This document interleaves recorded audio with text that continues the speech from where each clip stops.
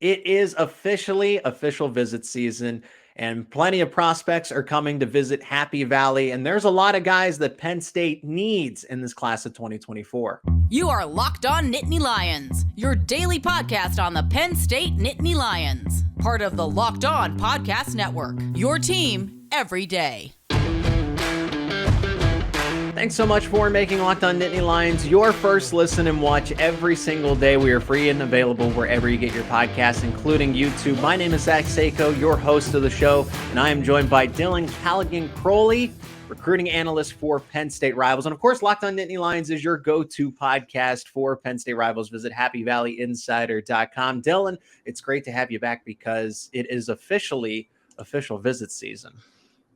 Yeah, Zach, we're now, into the heart of official visit season. A couple colleges or universities, I should say, held official visits in May, but this is the heart of official visit season. This is where all the fun happens, and it's going to be a busy month of June for Penn State.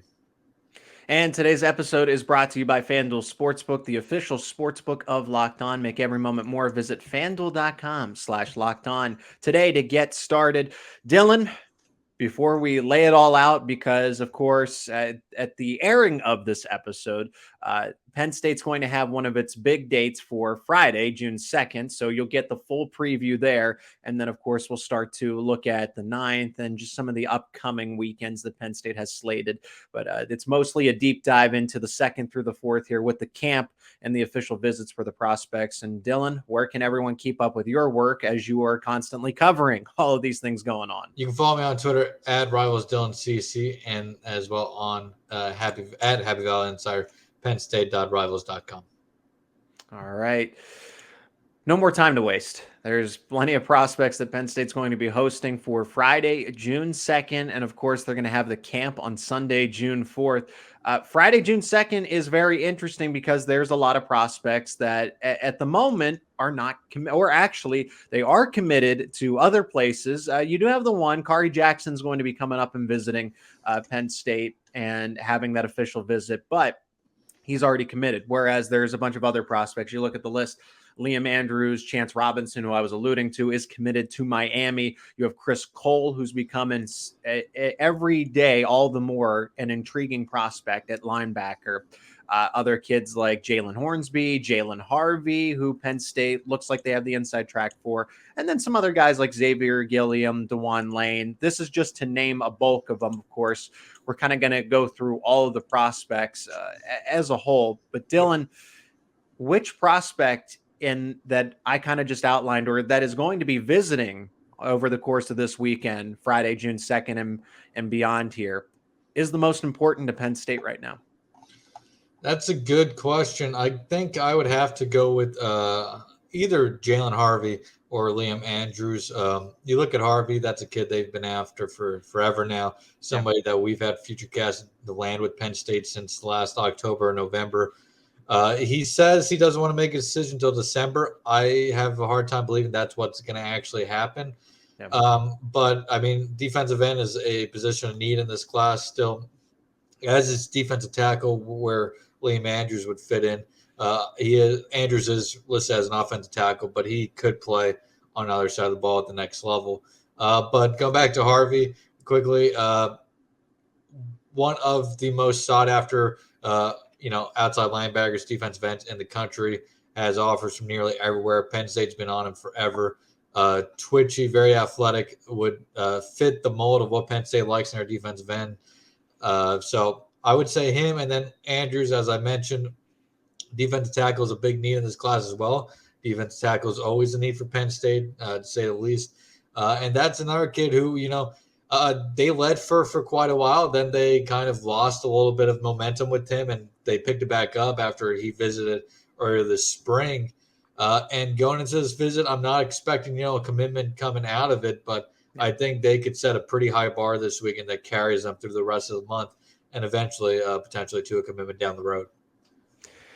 If I'm going to be honest now, of course, you're the recruiting analyst, right? So I'm not going to challenge you. I agree that overall it's Jaylen Harvey, but if we really have to get specific based on need, Sure. The other Jaylan Hornsby, someone who just transferred to Bill Belton's school, right? Winslow, New Jersey. That's where Bill Belton and Christian Hackenberg are both coaching. Bill Belton, of course, played for Bill O'Brien, but still has an incredible relationship with James Franklin. And of course, Christian Hackenberg's over there as the coach, as I mentioned too. So this has become partially a Penn State pipeline, and Jaylan Hornsby fits the position of need, wide receiver. No, yeah, absolutely. I'd agree that Hornsby would probably be my number 3 guy on that list. Okay. And definitely a guy that we should keep a close eye on, somebody that we have future cast to the land at Penn State as well. And I think there's a good chance that does happen. Could he shut down the recruitment after this weekend? I wouldn't be shocked. He's a guy that we've thought has been close for a while now.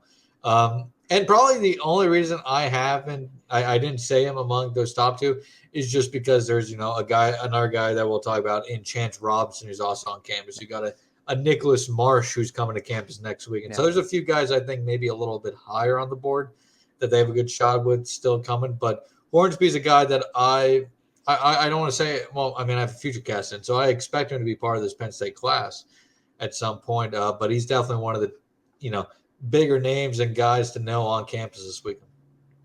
Well, let's go to Chance Robinson then, because that was next on my list, and then you already brought him up. He's a hard commit right now, verbal commit to Miami of Florida. Sure. He's from that same high school that King Mack is from, St. Thomas Aquinas. Of course, they missed out on Conrad Hussey, who ultimately flipped to Florida. That was such a weird. We don't need to get into it, Dylan, but that was such a weird dynamic. But it's the only thing I'll say is it's funny because if you asked me in July of which one of those guys I thought would flip elsewhere, it would have been King Mack and not Conrad Hussey. Hussey, of course, was in that class longer than Mack was, but that was definitely an interesting recruitment till the very end. Yeah, Hussey committed. I had to go back and just kind of go through my notes or do some mental preparation here, right? And I reminded myself, Hussey helped recruit King Mack to Penn State, and then Mack stayed, and Hussey ultimately flipped. It's what makes recruiting fun. Yeah, very make you sweat a little bit. So here's the case. But the commonality here is that Chance Robinson attends St. Thomas Aquinas High School down in the Florida area. That is where King Mack attended. That is where Conrad Hussey attended. So what I'm getting at is that Penn State has had a good relationship with recruiting high school players from particularly that school. The fact that Robinson's even taking a visit here seems at least intriguing for this point in time, even though he's committed to Miami. Yeah, for sure. I'll say it. I think it's I wouldn't say a long shot, but I wouldn't hold my breath if I'm a Penn State fan in this one. I think flipping him away from Miami is going to be really tough. I mean, the Hurricanes have obviously a lot to offer on and off the field there. I'm sure some people are getting what I'm hinting at there with NIL. But I do think Penn State has a chance here to make some noise in this recruitment. They've been recruiting him for nearly 3 years now. They've recruited him hard for that entire time. He's been to campus multiple times. He was at the Whiteout last year, and that opened his eyes. I have no doubt that he's going to have a great official visit to Penn State this weekend. I just are not sure how big the gap is between Miami and Penn State right now. And if they can make that close, maybe they get him thinking. But I do think it's going to be ultimately tough to flip him. But I'm not going to rule it out either. It just, if I'm a Penn State fan, I'm not going to hold my breath that that's something that's going to happen. But stranger things have happened, and we'll hopefully get a better idea of where his recruitment sits overall coming out of this official visit. Yeah, he's a Rivals top 250 player, so he is very talented, and why Penn State has his attention, and he has Penn State's attention here, but he has been committed to Miami of Florida, and again, he's from the area, so maybe King Mack shows up and says, hey, how's it going? But there's plenty of prospects that are going to be on campus. I can assure you that King Mack will be in some way involved in that official visit for sure. There's plenty of other prospects as well, just for Friday, June 2nd. Of course, we're going to talk about the camp that's being, just in general, what Penn State is able to get out of these camps that they do host. Before we move any further, Dylan, let's hear from our sponsor of today's episode, and that is FanDuel, America's #1 sports book. Make a fast break over to FanDuel during the NBA playoffs. The finals are here because right now new customers can get a no sweat first bet up to $1,000. That is right, $1,000 in bonus bets back if your first bet doesn't win. No sweat, right? Great promotions every day, safe and secure app. And my favorite feature, you get paid instantly when you win. There's no better place to bet all the playoff action than America's #1 sportsbook. So visit FanDuel.com/lockedon and get a no sweat first bet up to $1,000. That is FanDuel.com/lockedon. FanDuel, official sports betting partner of the NBA. And again, thanks so much for making Locked On Nittany Lions your first listen and watch every single day. Penn State rivals, making Locked On Nittany Lions your go-to podcast. Visit happyvalleyinsider.com for all the latest, especially with Penn State football recruiting. Of course, you can check out men's basketball, general football coverage, but this is the heart of recruiting. Penn State doesn't have success in 2023 or beyond if it doesn't do what it's doing right now. Dylan, and you're the person to bring on to preview these weekends. And of course, we're going to be doing this pretty regularly, right? You know, there's Friday, June 9th coming up. Of course, every single Friday is going to have a different group of recruits for Penn State to make an impression on, right? To get them to commit or solidify it, because we look at Friday, June 9th, for example, there's a lot of guys that are verbally committed, but they're coming back on for official visits to either solidify or do something else for some of those uncommitted prospects. We were talking about that a little before the podcast started, Dylan, whether or not Friday, June 2nd was more important or Friday, June 9th was more important. And you tell me Friday, June 9th, I said, well, it's got to be the 2nd because there's a lot of uncommitted players visiting. But it seems like there are some household names for recruits that are coming on the 9th, and Penn State strategically has a bulk of its class coming who are already committed to them. Sure. Yeah, and I don't want to take away anything from this weekend. I mean, right. And I mentioned it on our Happy Valley Insider podcast as well, which if people want to take a listen to, great. But I mean, we're going over pretty much all the information we went over here, just a little bit more in depth on these guys.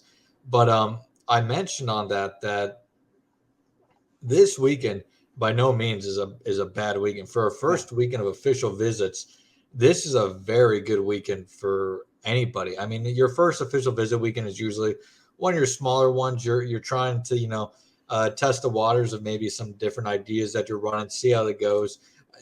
For the lack of better words, it's sometimes like a guinea pig weekend where you just want to see how your new tactics are going. Maybe you have a new idea for an official visit, activity or so on and so forth. But over the last few weeks or days, even this official visit weekend has become a really deep one for Penn State. And, recruiting, you either want to get that first official visit to set the bar high, or you want to get the last official visit so you can kind of, be the last thing on that player's mind potentially before they commit.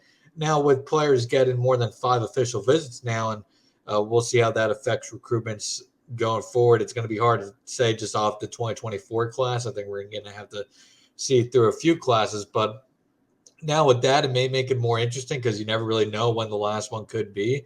If you're that in the past, you were that 5th official visit, you'd love it. But now they have unlimited visits, so we'll see. But this is a really great week. And I mean, there's Liam Andrews, Jaylen Harvey, we talked about, Chance Robinson. I mean, there's a lot of household names in this weekend as well.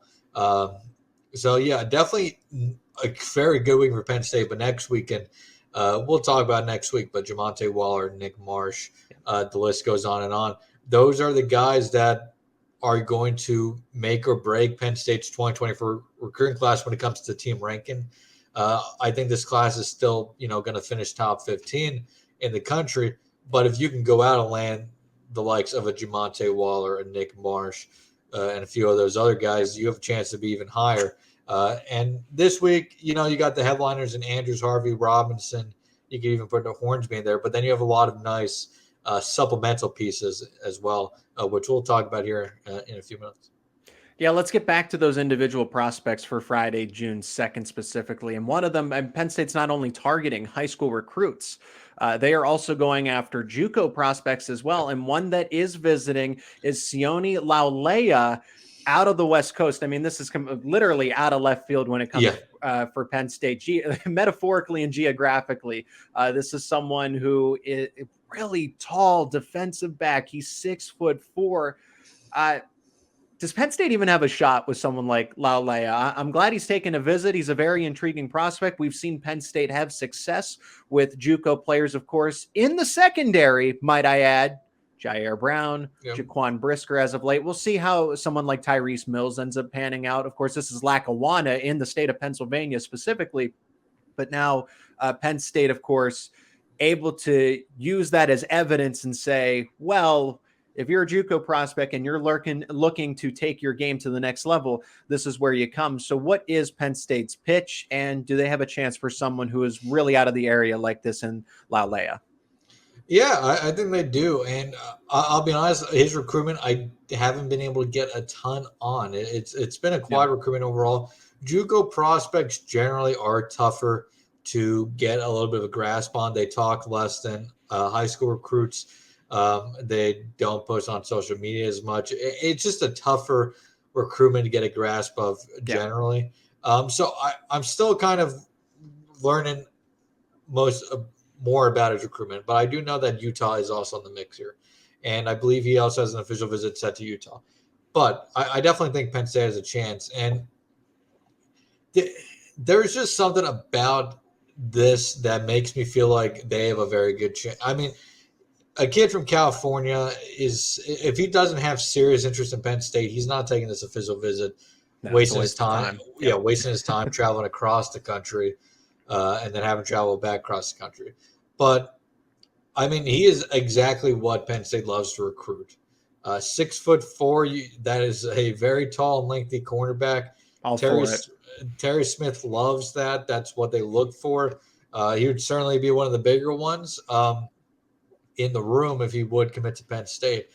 But I think if you're Penn State, your pitch is, look what we just did with Joey Porter Jr. Look what we're doing with Kalen King. You can come in and, you can mention Jair Brown and Brisker. Yeah. Sorry. From the JUCO ranks as well. And say you can come in and be part of this room next year. And you look at Penn State's cornerback room, there's going to be plenty of opportunities next year for playing time for whether it's a freshman, a redshirt freshman, or a JUCO corner. So I think your pitch to him is come in, make an immediate impact next year.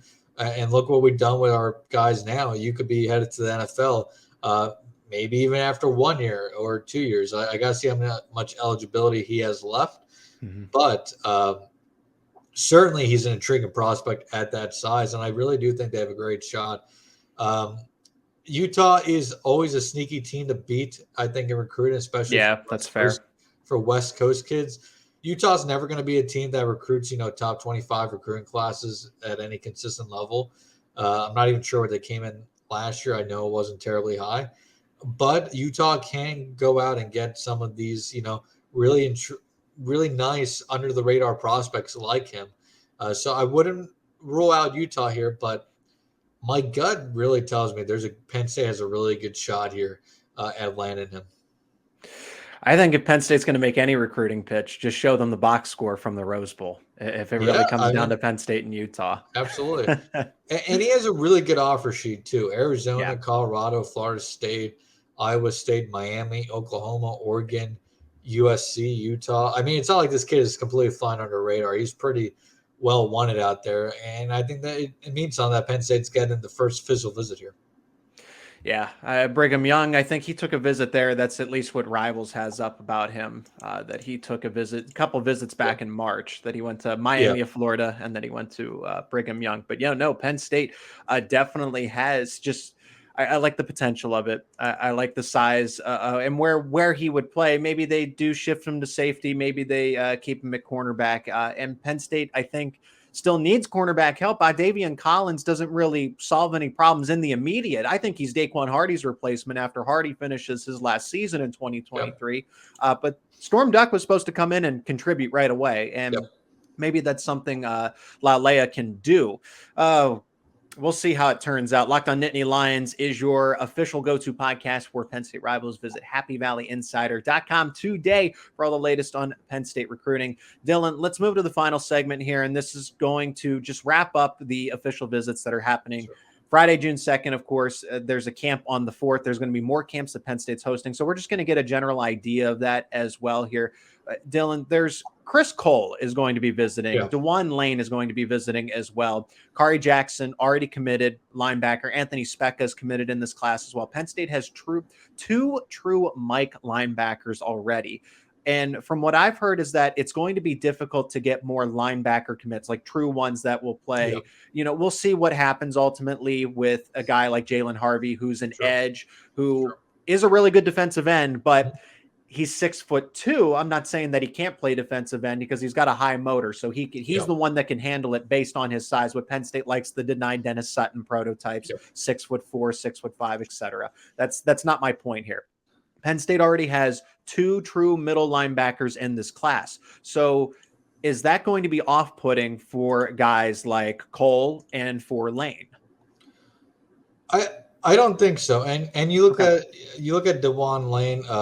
Yeah, it's really intriguing to see where he ends up or starts. I do think Penn State. I do know Penn State is recruiting him as a safety right now. Okay, but I mean, you look at that 6'3" frame. He could easily move to linebacker at the next level. But I think right now you sell him on coming to Penn State being a safety.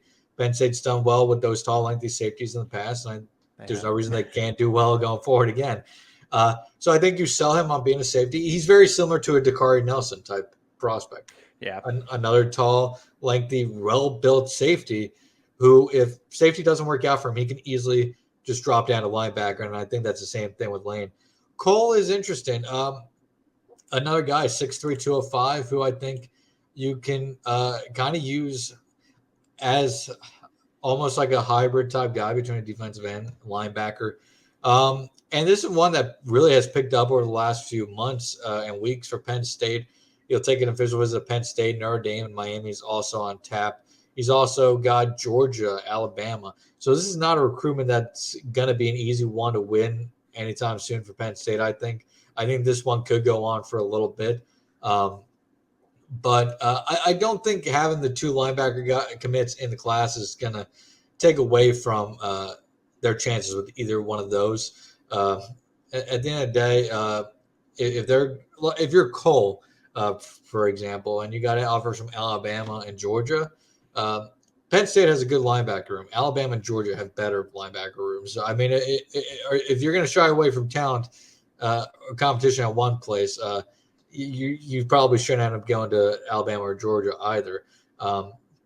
So I think unless they're scared of competition, I don't think it's going to bother either one of them in their recruitment for Penn State. And I think if you're Penn State, you sell what you've done with fast, twitchy linebackers, Micah Parsons, Abdul Carter. Yeah. I'm not saying Cole or Lane is the next one of those, but Penn State, while linebacker has had some rough spots over the last few years, has also had quite a few bright spots. Yeah, and Penn State traditionally, the everydayers know this. I brought this up before, that Penn State likes to recruit linebackers, and this maybe has shifted a little bit since Manny Diaz is in the fold, but when it was Brent Pryde, they like to recruit positionless linebackers where you can play any of those spots, the Mike, the Will, the Sam. Kobe King was the one to break that trend of recruiting a like your prototype of a Mike linebacker, and now you have Seyko and you have Kari Jackson as well. So it's not, I'm not trying to be disrespectful. It's not like they couldn't play any of those other spots, but they are more of your, hey, they're the captain of the defense. They're going to make the calls on the field, which is good for Penn State. Exactly. And I think that's a great way to, you look at Jackson and you look at Seyko. Neither one of them are the, overly athletic linebackers, but they're very good, well-rounded, high football IQ linebackers who you can put into the middle of a defense.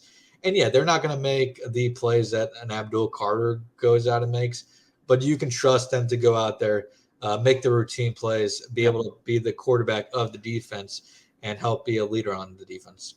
As far as the type of player, I'm Yeah. going to use this at Paul Posluszny, Dan Connor. That's more of who you could compare them to as opposed to a Micah Parsons Exactly. and an Abdul Carter. I would say that Jaylen Harvey might be on pace to fill that Micah Parsons Sure. role potentially if they can get him to commit, right?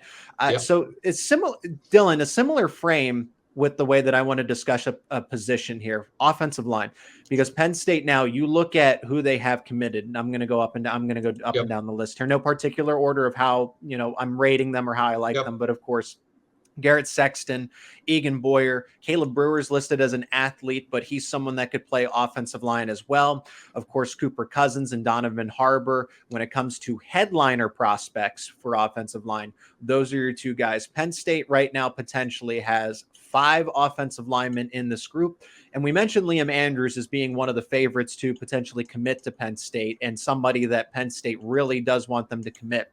And this is something that I'm probably going to ask again later on, depending on who it is, to get their opinion. But I definitely want your perspective on this. Can Penn State have too many offensive lineman commits? Because you look at Friday, June 2nd here, and Penn State has even more coming and more that are interested. Are they saying, well, that's a little off-putting because you already have 5 people in the mix, but yet they have guys like Deryc Plazz who are coming, Tye Hylton, and Liam Andrews, of course. So Penn State, are they going to finish with 8-9 offensive line commits in this class? I don't think that's feasible. No, I don't think we're going to see 8-9. I do think let's for now not count Caleb Brewer as an offensive for the sake of conversation. Let's just count him as an athlete. That's what Penn State recruited him. I do think he probably ends up on the offensive line at the next level. But they talked about him playing defensive tackle. They've talked about him playing tight end. He's a mega Barnwell? Matthias Barnwell? He's a mega Barnwell type athlete. I was trying to say mega athlete, but I knew that wasn't the right word. But that is what Barnwell was. Yeah. He played defense. There was talk that they'd move him to defensive tackle. He's starting out at tight end right now. He could bulk up and be a tackle. It's kind of the same case. I totally get what you're saying. Jumbo athlete. He's a jumbo athlete. There we go. So let's just call it Brewer what he is right now, a jumbo athlete. I do think offensive line is potentially. So that leaves them with 4 offensive linemen and Boyer, Sexton, Cousins, Harbor. You look at it, Boyer and Sexton obviously are going to start out at offensive tackle. Cousins, I believe, is an interior guy for them. Harbor, also an interior guy for them. So you got 2 guards, you got 2 tackles. Cousins also could play center if needed, I believe, or if that's where they want to put him. So I still think they want to add another 2, maybe 3 offensive linemen, and I think it depends on who that third guy is. I think they definitely want at least 2 more. With Liam Andrews, we do have him ranked as an offensive tackle right now, but Andrews actually, it sounds like, prefers to want to start on the defensive side of the ball at the next level. Yeah. So they are kind of recruiting him as a defensive tackle first here, but they are also recruiting him as an offensive lineman. So if he would end up committing, Penn State can easily point to that and say, hey, he's kind of positionless right now. He may play defensive tackle. So don't worry about that when it comes to, a crowded room. You look at Plazz and Hylton, 2 guys that have kind of recently emerged. Both of them are guys to know. I think Hylton's a little bit of a longer shot to land. Plazz, I think they could ultimately land, but I'm not sure where exactly he is on that board right now. They're still trying to work out, again, Kevin Haywood on campus. Yeah. That would have to be a midweek official visit. His official visit schedule for the weekends is full with Auburn, Kentucky, USC, Wisconsin. So if he gets on campus, it would have to be a midweek visit. That is yet to come to fruition. He would, of course, at 6'7", fill in at the offensive tackle spot. Yep. Go back to Plazz and Hylton. Definitely think they could end up in this class. Plazz more so than Hylton. But they do have a couple other guys. Let me pull up the list here quickly. Yeah. One guy that I don't believe is no longer taking an official visit is Paki Fanu out of California. He committed to Washington in May. But Ethan Callaway and Kai Greer are the other two guys that you're going to want to look at that offensive tackle spot. If Kevin Haywood doesn't come to fruition, I could see them wanting to take one or both of those guys. It's one of those things, I think, if you're Penn State, you can never have too many offensive linemen. Obviously, you're not going to take 8 or 9, but this is why I think they could take 6 or 7, because you say they have 4 right now. That's another. You go two guards, 1 tackle, 1 guard, 2 tackles, depending on how they want to see this play out. But Ethan Callaway, 6'7", 300 pounds, fits right into what they've been doing on the offensive line this cycle, taking really big kids. Sexton, Boyer are both 6'7", 6'8". They're not shying away from size, and people were complaining for the longest time that Penn State, wasn't recruiting, big offensive linemen. They're now going after those big offensive linemen. How many offensive linemen out there do you see at 6'8"? Yeah. So I do think they're going to take. If we say they have 4 right now, I think they're going to take 2 or 3 more. Wow. But I don't think. I don't think it's. It may for some guys, but I don't think it's going to have a huge impact because for the kids that Penn State's going. For the schools that Penn State's going up against for these kids, you're going into offensive line rooms that are just as good, if not better. Very well put. No, I wanted to get your perspective on that. Let's not leave them off the list because I think we've covered every single prospect that's visiting, at least in the immediate week. And of course, we're going to do this again to cover the 9th, the 16th, et cetera. And that's the last one's Deyvid Palepale, defensive tackle, a big kid, 6'2", 6'3", 300 pounds. Looks like Michigan has the inside track on getting his services. Just what do you like about him as a prospect, and can Penn State ultimately land him? Yeah, so I would definitely agree that Michigan is the leader here. And this is an official visit that got scheduled. It was scheduled. It then was not going to happen, and then Penn State got it to happen this weekend. And it's good that Penn State is going to get him on campus this weekend, because if he took that official visit to Michigan, which I believe is next weekend, I don't think he gets back to Penn State. No. I think this is an official visit that Penn State is going to try their hardest to just regain momentum and make him think more about his recruitment, see if they can get him to swing momentum back their way, because Michigan has established a big lead in this recruitment. Yeah. And if he got to Ann Arbor before visiting Penn State again, I think he would have committed to Ann Arbor on his official visit next week. And that's still quite a possibility. I still think the Wolverines are the firm leaders here.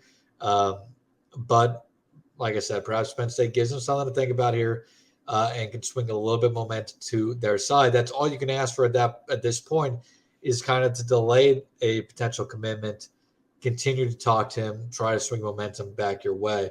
But it's going to take a lot to get Palepale to the Nittany Lions at this point, in my opinion.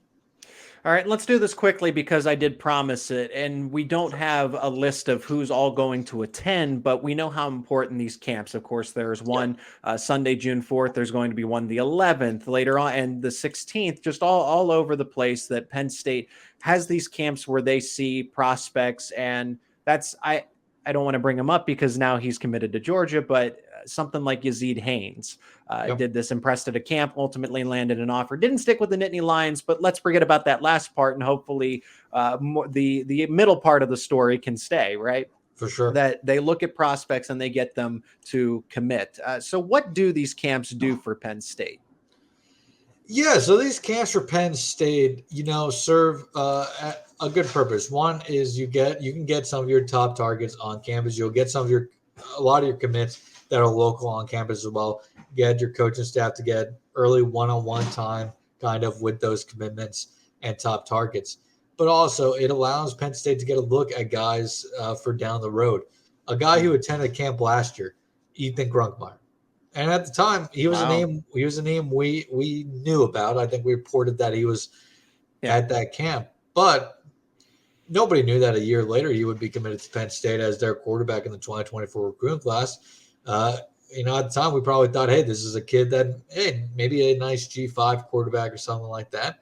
But now here we are a year later, he blew up, and now he's Penn State's quarterback commit. So this gives them a chance to see guys that we may not necessarily think are, future Nittany Lions, but it gives them a good opportunity to see them close, up close and personal, and get that in-person evaluation. So for down the road, that perhaps your board isn't shaping out the way you wanted it to originally, you're confident in your evaluation of some of these guys that you can throw an offer to and see what interest is there, and perhaps you add another Grunkmeyer. Also, it serves a chance for maybe some guys that Penn State is thinking about offering or not sure where they want him on their board.